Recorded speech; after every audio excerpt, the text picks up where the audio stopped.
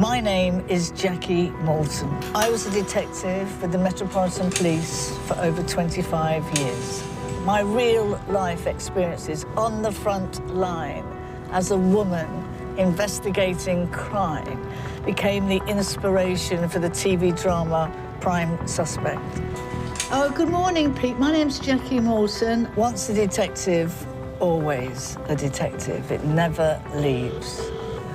And now I'm going back on the road, on the job, and I'm looking at some of the worst crimes ever committed in the UK and the USA. In a series of exclusive interviews, I'll be talking one-to-one to detectives and experts to find out how they brought the killer to justice. This is the story of what it takes to find the real prime suspect.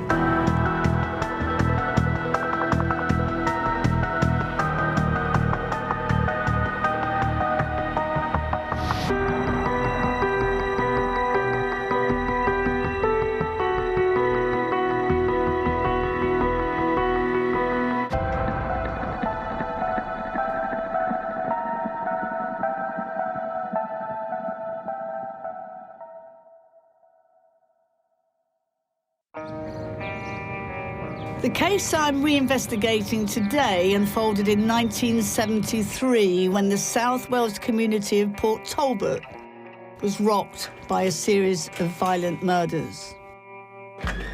A serial killer was on the loose, targeting girls who had hitched a ride whilst returning home from a night on the town.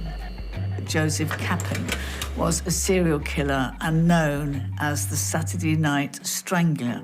This whole community in Port Talbot lived in fear, absolute fear, for many, many years. I'm going to ring Phil Rees, a detective investigating the murders of Sandra Newton, Geraldine Hughes and Pauline Floyd. It was reinvestigated in the beginning of 2000. That was 27 years after the original murders. What's fascinating about this case, it was one of the first cases in its time for a man to be convicted on familial DNA and the exhumation of a body and the DNA profiling, which was 100% correct, that Joseph Kappen was a serial killer and known as the Saturday Night Strangler. I'm always intrigued by the idea that justice never sleeps. The drive by a detective to find a killer can, in some cases, span a generation and even an entire career. Detective Phil Rees was one such detective who would find himself working on the case on two separate occasions, separated by almost 3 decades.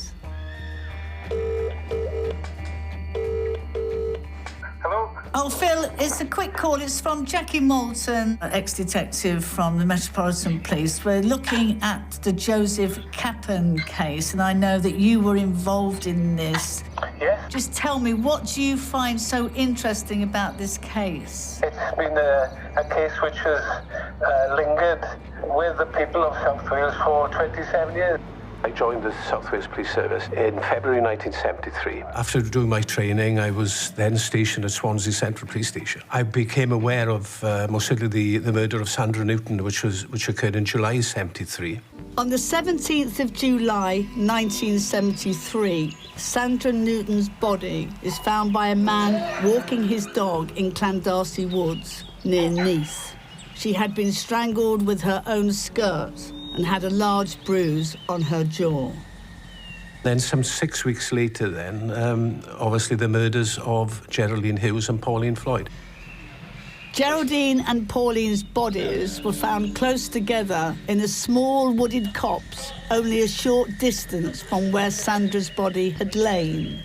They too had been beaten and showed signs of sexual assault. Can you give me an indication how large that investigation was in the 1970s? It was a huge undertaking. I think there must have been hundreds of detectives involved at that particular time. An enormous manhunt for the killer was launched, unlike anything ever seen in the region before or since. Despite the huge amount of manpower deployed to find the serial killer, he was never caught, and gradually the investigation was wound down. When were you later to revisit the investigation of these murders? 27 years later, really, in the year 2000, I received a phone call from DS Paul Bethel, who was part of the major crime team at the time.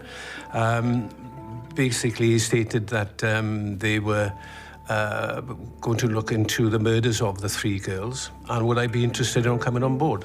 The essence of the inquiry was to look into every piece of evidence relating to the murders with a view of doing some DNA work and establishing, in fact, who had killed the 3 girls. The operation name was Operation Magnum, which sounds very grand, but in fact there's only 3 of us attached to Operation Magnum: myself, Detective Constable Geraint Bale, and Paul himself.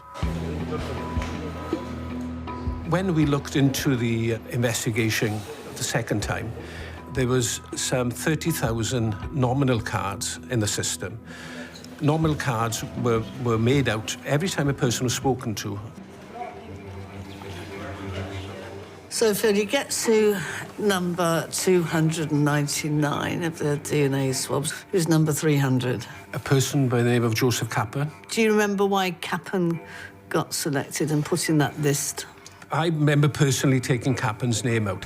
He didn't stand out much more than anybody else, but it was something inside me triggered, we need to speak to him. He would have been around the right age group. He was the owner of a white-coloured 1100 and was now living in the Baglan area, which is not far from Neath. In the original investigation, Kappen had been seen by the police because he owned a Morris 1100, and when the police saw him, apparently the car was off the road, had been loaded on bricks, and his wife had also corroborated his alibi at being his Pigeon Fanciers Club. So your intuition, your copper's nose, if you like, puts him back into that system. Yes. So I went to the address in Baglan, knocked the door. Obviously, a lady answered. She stated that she was the wife of Joseph Kappen, but in fact, Kappen had died some 11 years prior to our visit. She said that she was his second wife. And at the time of the murders, he was living with his first wife in the Sandfields area. Obviously, we checked with the births and deaths officers and confirmed that he was dead. And then, literally, we just put his name one side into what we call a dead pool. There was a few people there who had been dead, who would be obviously died since the initial investigation. So we just set him one side. Hitting the road and driving through the streets of Port Talbot, it's astonishing looking round to think that Joseph Kappen lived and worked here, hiding in plain sight. All whilst one of the biggest police inquiries of the day tried to find the killer of 3 innocent young women. Cold case reviews, revisiting cases using DNA, have led to some truly dramatic breakthroughs. But in increasingly cash-strapped times, cold cases don't come without their criticisms, even from within the police. Some police officers might be really cynical and say, oh, there you go, then you're just kind of swanning it out on a cold case review, 9 to 5, 5 days a week. But, you know, it's not about that. It was about their tenacity, their dedication, their commitment. They wanted to get this case solved, and they worked for a fantastic boss, Paul Bethel. Fantastic reputation Paul Bethel's got. And it's Paul Bethel I'm on my way to meet now. He's somewhat of a legend in police circles, having run South Wales Cold Case Unit for almost a decade. Hi Paul, Jackie Malton here. I'm a former DCI with the Met, and I'm looking back at the Saturday Night Strangler. Phil Rees has told me about your work on Operation Magnum. Hi Jackie. Yes, the Kappen case was a huge case for South Wales, one of the biggest cases we've had over the years. I'd only been on the department a few months when, of course, the dreadful murders of Geraldine and Pauline occurred in September of 1973. What leads did you have in 1973 about any possible suspects? The finest description we had was from a gentleman who was travelling in a vehicle behind Kappen's 1100. At the time, he picked Geraldine and Pauline up on the Kingsway in Swansea. He describes a car pulling up at the lights and two young girls hitchhiking, and the driver leaning across and opening the door, and the two girls speaking to the driver and smiling. They may have known him. And he described the man as having very bushy hair and a thick moustache.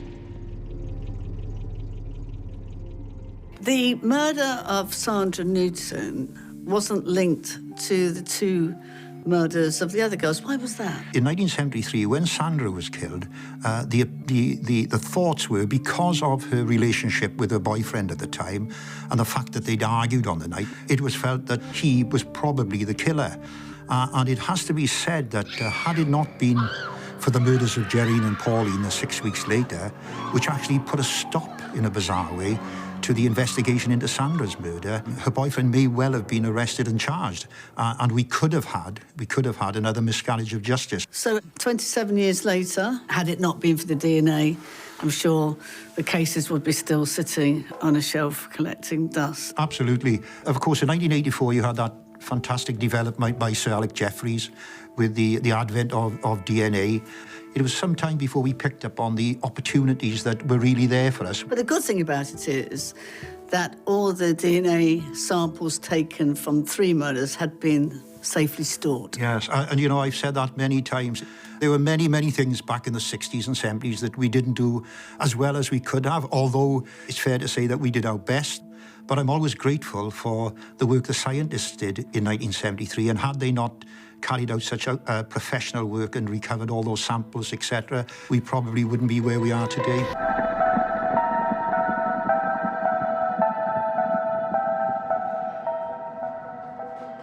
It was the incredible foresight of both the police and what was then the Forensic Science Unit to maintain the samples properly that would eventually lead authorities to Joseph Kappen. They really were ahead of their time. When you look back at the days of when I joined the job in the 1970s, you know, no mobile phones, no CCTVs, they had nothing, and, you know, it was a hard slog. And Joseph Kappen case is just an ideal example of the hard slog that detectives, they had 35,000 people as suspects.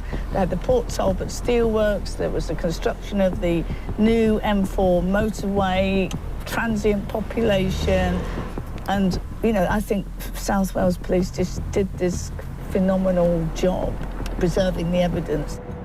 I'm going to meet Colin Dobb, the former head of the Welsh Forensic Science Service, who led the charge to solve the case through science. Hi, Colin. Jackie Malton here, former DCI with the Met. I'm looking back at the Joseph Kappen case. I'd be very grateful to meet you to find out how your groundbreaking DNA research on the case turned it around. Yes, hi Jackie. We were able to apply the very latest techniques to that cold case with very surprising results. It's been absolutely tremendous, the work we can do now with cold cases, looking at cases from many, many years old, from the 70s, 80s. With modern techniques, we can catch the person who's done it. We want to talk about the murders of 3 girls in the area of Port Talbot in South Wales. One of them in 1973, Sandra Newton. And 2 months later, 2 young girls were murdered together, Geraldine Hughes and Pauline Floyd. And DNA samples were taken from them. And it was quite unusual, I think, to be fair to say, that South Wales Police had, in fact, retained those exhibits intact from 1973. That's right. The South Wales Police were fortunate with that the Bridge End site is an old South Wales airfield, which had a lot of bunkers and storage areas. So when the lab in 1973 sent the items back to them, they were able to store them. DNA had come into forensic casework in 1988, and there'd been some success with old cases. It was decided to try the 1973 case, the 2 girls, to see if we could get a profile. The problem then was it was a mixture. We knew that we would have the offender's DNA, we had the 2 girls' DNA in their individual stains. But I knew that a more sensitive version of DNA profiling was coming, so I stored all the samples in a freezer and waited. And what was this new technique? It's called DNA amplification. It's a bit like a chemical photocopier. So you've got the target DNA that you want, but it's not enough for the test until you photocopy it, amplify it, so you've got enough DNA to run the test and get you the profile. So you had to create a profile of the girl's DNA? Yes, with the girl's DNA, we had to find a way of getting their profile, because obviously the samples, if it was a modern case, we would have a living victim, or if it was a deceased victim, we would have fresh samples available to us. And how did you get their profile? Geraldine had a head injury which had bled at the scene, and her blood was on her own clothing, but also on Pauline's clothing. Both girls also had wax blocks of their tissues from the post-mortem, which would routinely take samples of body tissue and preserve it to look for natural disease and so forth. So we had those samples, but we also had the girls' families. We got DNA samples from all of those, and we were able to generate each individual girl's profile. We then moved on to the Sandra Newton case. And as with the two girls, we had to generate a profile for Sandra from her post-mortem wax tissue and her mother's DNA. She'd been strangled with her own skirt and left in a culvert under an old railway line.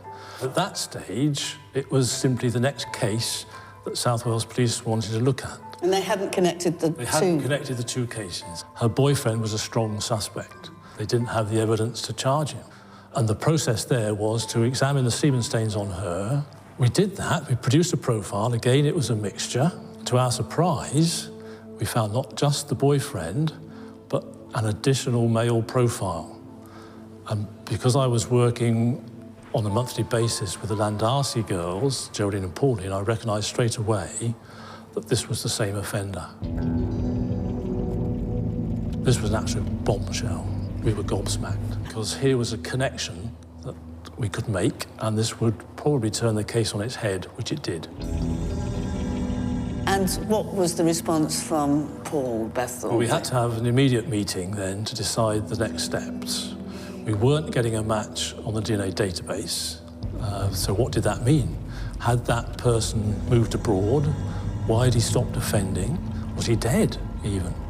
So how could we use this modern technology, DNA, to actually progress the case? We put our thinking caps on. We thought, well, how can we use DNA?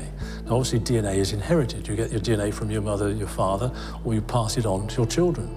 So we had DNA that we could use to find the family, but how could we do it? And so we came up with the idea of we could look at the local DNA, the local South Wales area, because this was obviously someone with local knowledge, given where the girls were found. We were lucky that the offender's profile had a rare component to it.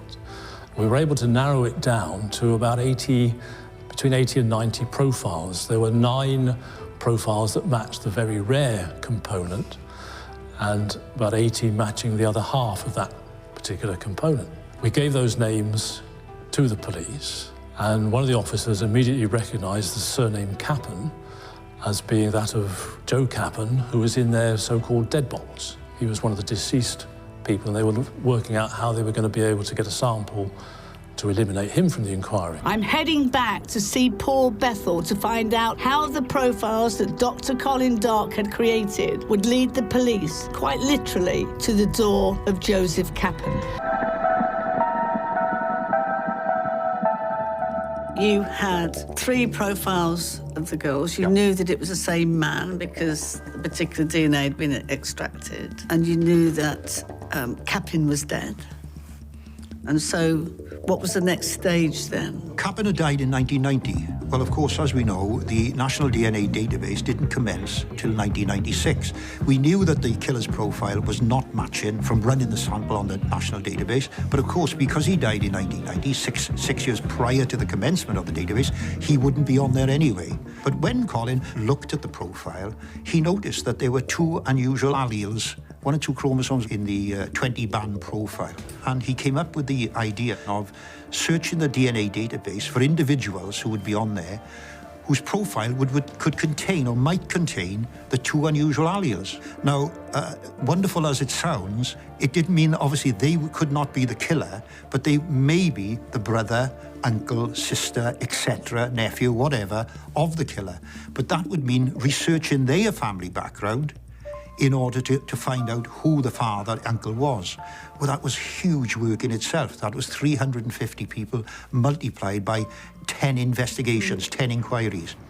Well, of course, Jonathan, being a scientist as they are, he came back to me the following day, and he'd been thinking of it overnight, and he suggested that what if we postcode the two alleles, postcode the Neath Port Talbot area, and search the national database for anyone within the locality of the murder scenes and see who's residing within that locality that may have these two unusual alleles within their profile. That brought back a list the following day of 13 people. As the list was coming through, we were all rather excited to see who might be on the list.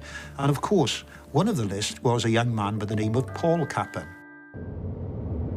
With this information to hand, Paul and his team of detectives set about finding Kappen's son so a DNA test could be made. At the same time, more information started to come through about Joseph Kappen, the man, and it would set further alarm bells ringing. As a nightclub bouncer, familiar at the club scene, Kappen had a reputation as a ladies' man with a violent temper. I head back to see Phil, now brought on as an integral part of the review team. 30 years after he investigated the crime, he once again had Kappen in his sights. And it wasn't long until his detailed inquiries led to him building a picture of a man who became a monster. So the next time that you hear about Kappen's name, because he's in your dead box, when's that? It was some weeks later. DS Bethel at the time called us in and said that there was a possible match with the son of Joseph Kappen, which was a Paul Kappen. What did you feel like when you got that news? This was a giant step forward for us in the investigation. We then started to do speaking to some associates of Kappen. What were they telling you about him? The main thing that we established was that he was a loner.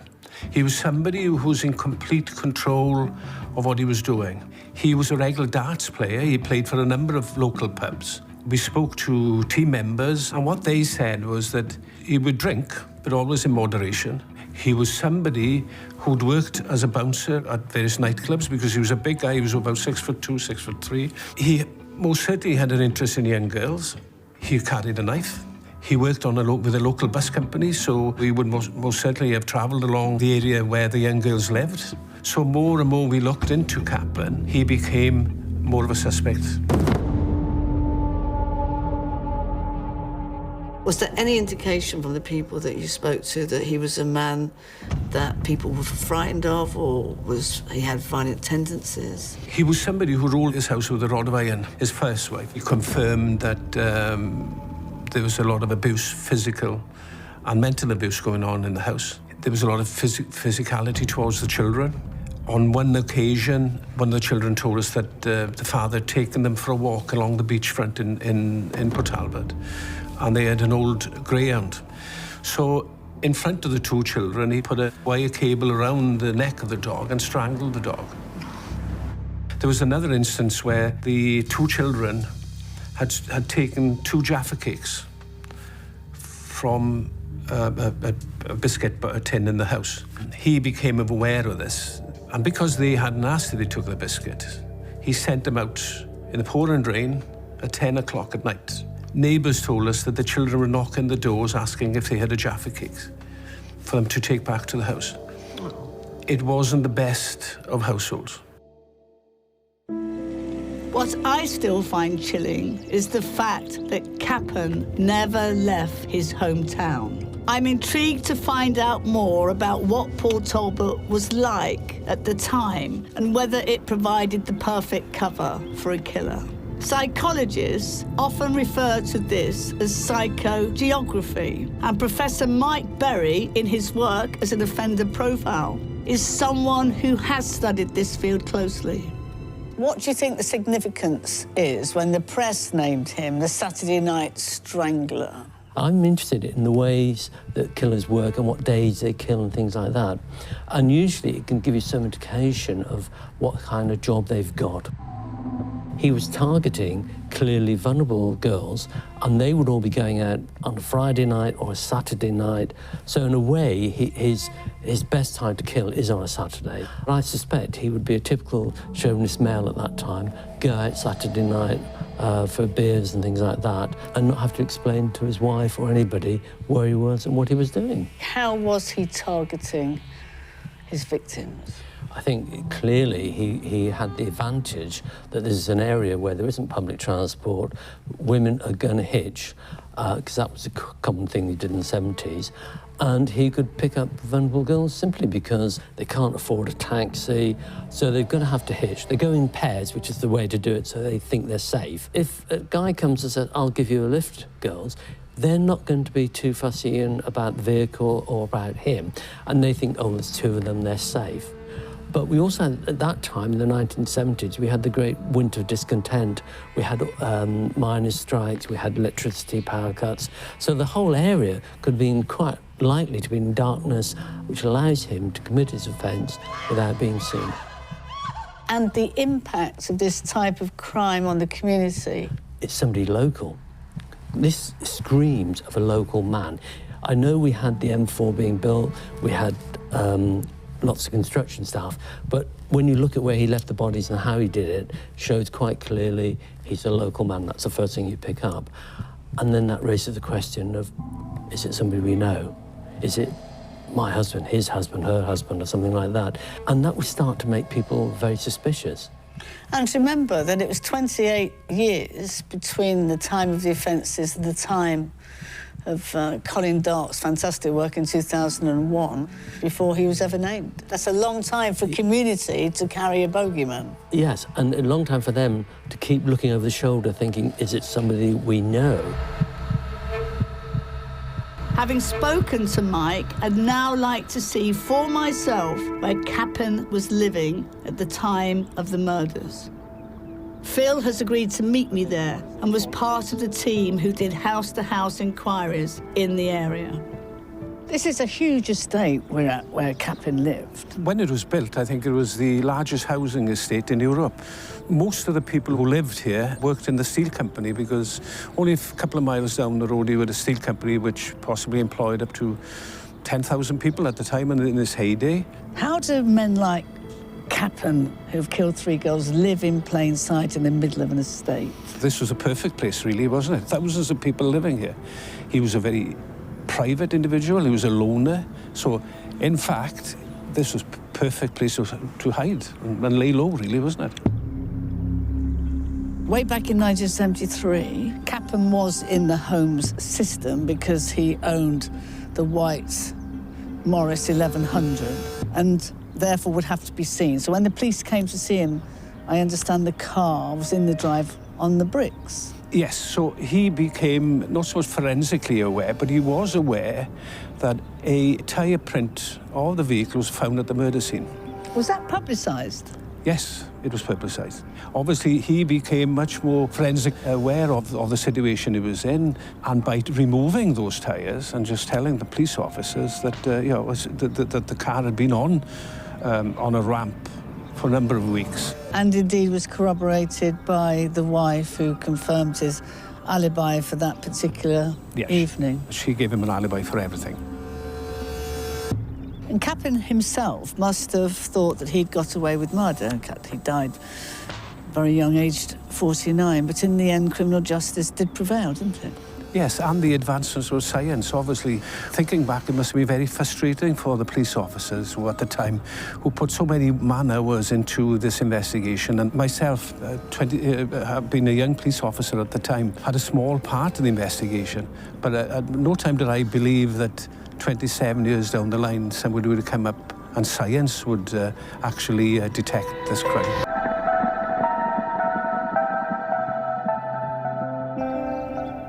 When you approached Kappen's house in order to get the DNA samples, what were you thinking in order to give the samples? It was a very delicate matter for the family, because there was a policeman knocking on their door saying that your husband killed 3 girls, and tell the children that their father had actually killed 3 girls. So it was a very delicate situation. We treaded very gently, but most certainly as well we put over the emphasis that we needed to get their DNA to prove it. And were they all willing to give it? His ex-wife most certainly gave permission. We already had the DNA profile of his son, Paul.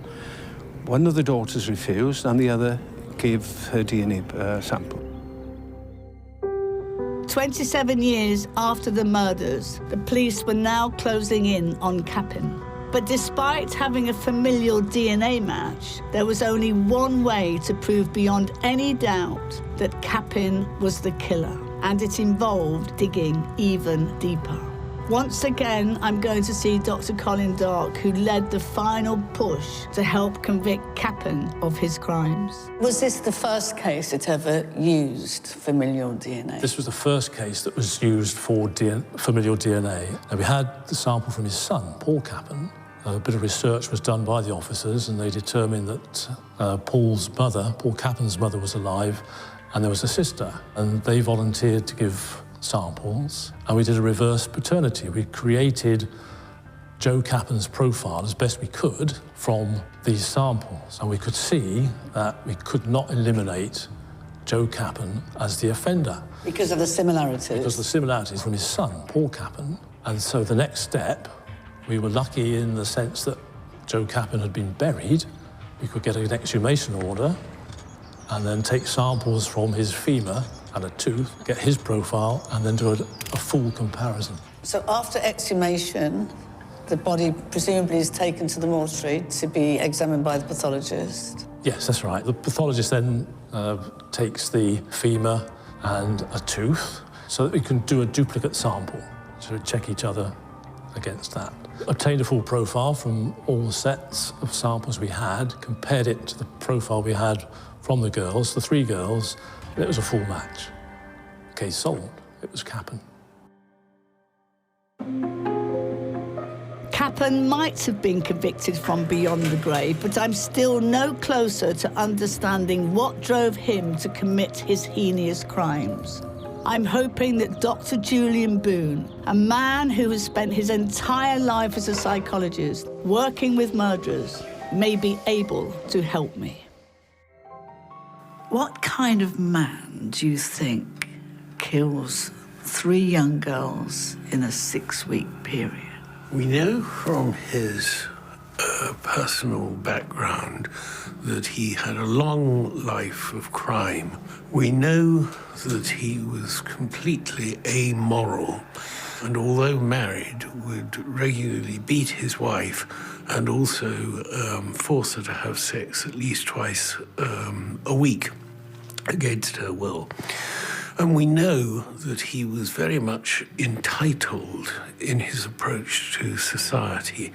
So he would, as they say in that area, hobble. And what hobbling means, apparently, is people who just use the welfare system to the hilt rather than do any serious work. And he was a nightclub bouncer, which is always something you have to worry about when you're dealing with offenders. Because what are they in that business for? Do they like being in a strong-arming sort of position? The complete picture of him is one of psychopathic entitlement to the world owing him to just let him pursue his hedonistic desires. And in his particular case, do you feel that it's sexually driven, motivated crime, or the murder? And sex is part of it? I think it's a sexually motivated crime combined with 100% sense of entitlement and lack of conscience. And the strangling was just a means to an end so that the girls could no longer identify him afterwards. So God help them if they'd said something like, well, I'm going to tell Dad about you. That would have been instant death. Not because he wants to kill them or gets gratification out of it, but because he doesn't want in any way to be identified. And it may well have been that if he drove the school bus, those girls knew exactly who he was. Absolutely, and he wasn't driving that school bus to do good duties for the community. No way. No, I agree with you on that one. All of those girls of a comparable age, 15, 16, 17, would have been raped in his mind. Again, I've been to the area in Port Talbot where Joseph Kappen lived with his first wife. And it just seems that he's kind of an ordinary man that's killed 3 young girls living amongst his community. What is it, do you think, that gives these men the arrogance just to kind of commit 3 horrendous murders and then drop back into communal living with their neighbours? I think we're right back to psychopathy. Psychopath's stock in trade is to dupe others. And there's even a phenomenon in psychology called duping delight. They enjoy taking people in. So it would be very easy for him to be one person in his private world, but quite another in his public life. And that would just come as easy as apple pie to him. It just wouldn't be difficult for him to do, to flit like that. Deception is first nature of a psychopath. Julian, do you think if Kappen hadn't died at 49 years of age through lung cancer, he would have continued to offend? Yes, I do. Once they're that deeply in the saddle, with all the hallmarks that we've discussed of that particular crime, I have absolutely no doubt that he would have continued.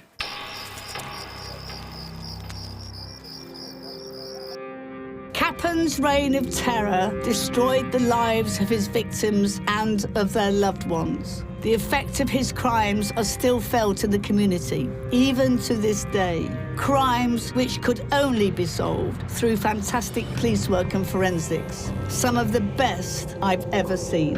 In the Joseph Kappen case, here was a man who murdered 3 young girls within 6 weeks of each other in South Wales. And the police retained the DNA evidence. And because of the evolution of DNA, they decided to look at the DNA profiles because they had good continuity of preservation of evidence with DNA. Joseph Kappen by then was dead. They ran a familial DNA. Up comes his son. Joseph Kappen's body is exhumed, a full DNA profile taken from the body, which matched the DNA evidence for the murders of 3 young girls. That is phenomenal. 27 years later. But every murder investigation begins with the discovery of the victim's body. And I think it's only fitting that my journey reinvestigating this case should end with my meeting Paul and Phil at the site where Sandra and Geraldine lost their lives. We're about to return to the woods in Clandarcy, high in the hills above Port Talbot, the place that became Joseph Kappen's killing ground. What does it feel like for both of you to come back to the scene all these years later?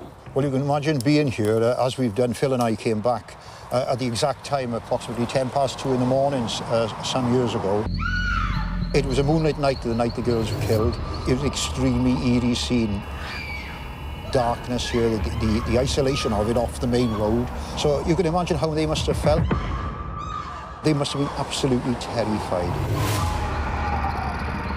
How do we know how Pauline was killed?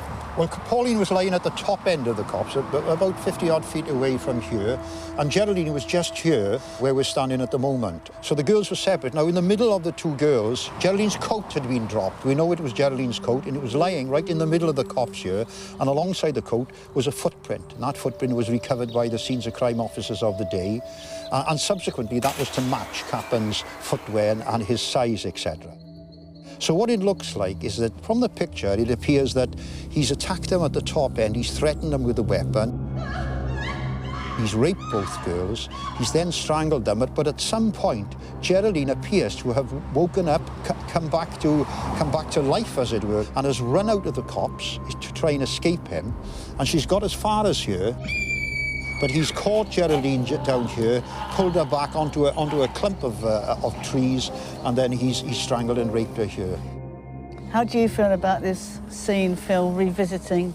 Well, exactly the same as Paul, really. You know, we're talking about young girls, 16 years of age, obviously just starting out in life. You know, I couldn't think of anywhere worse for such a horrific crime to take place.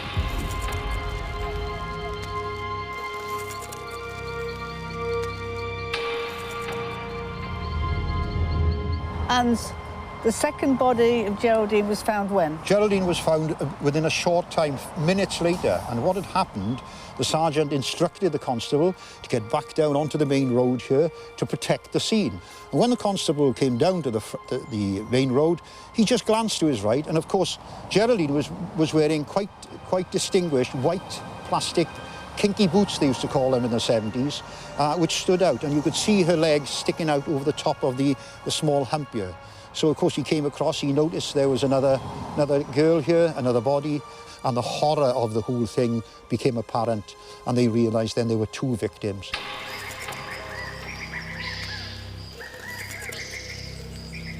I think when you come back to scenes of crime where they lay, it just brings it all home about the horror and sadness and anguish that they must have felt.